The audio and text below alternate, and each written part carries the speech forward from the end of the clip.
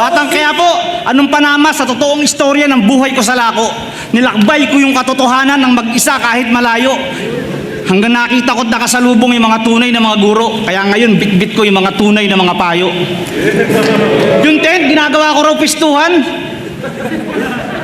Saan galing yung sabu? Dapat alam nyo, galing sa'yo yan. Ano to? Ito yung laban na dapat hindi nyo pinapalagpas. Ngayong gabi, makikita nyo kung paano ako tumagpas. Makitid na kokote, laban sa malawak na pangunawa.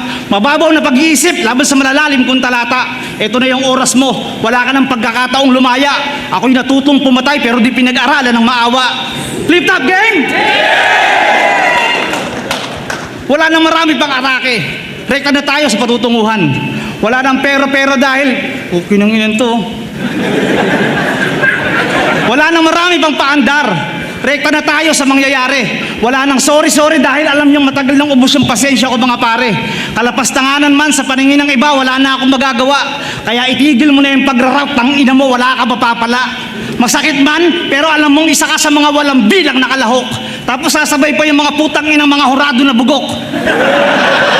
Hindi ko naman nilalahat, pero alam niyo sayang. Marami pa sana akong magandang ipapakita. Sa sobrang paraya, di ko na malayang nawala na rin yung gana. Pero ewan ko, tignan natin, malay natin